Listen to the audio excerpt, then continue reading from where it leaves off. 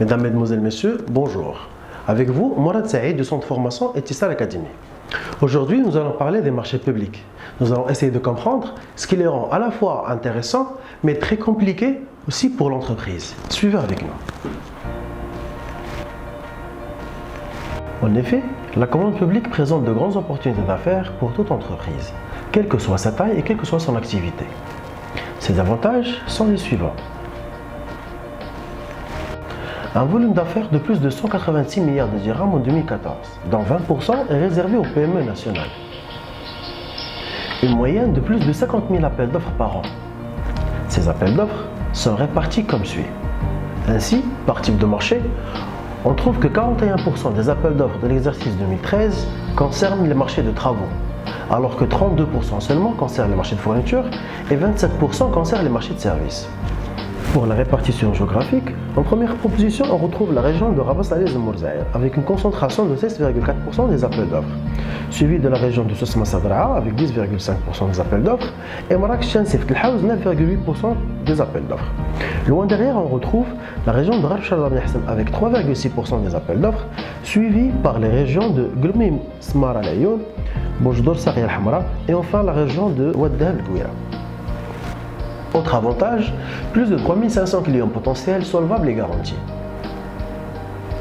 Un système d'achat bien organisé et réglementé, puisque la commande publique est gérée par un ensemble de textes et de lois tels que le décret de passation, le CCAG, le DOC, des circulaires et arrêtés du secrétariat général du gouvernement et du ministère des Finances, ainsi que des règlements d'achat.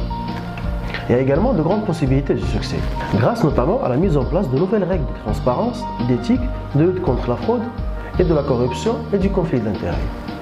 Aussi, de fortes possibilités de capitalisation. En fait, plus on a de références dans un domaine bien défini, plus on a de chances de succès. Ça pour ce qui est des avantages que présente la commande publique. Or, comme tout autre secteur d'activité, la commande publique présente des barrières à l'entrée. Ainsi, les conditions d'accès sont relativement difficiles.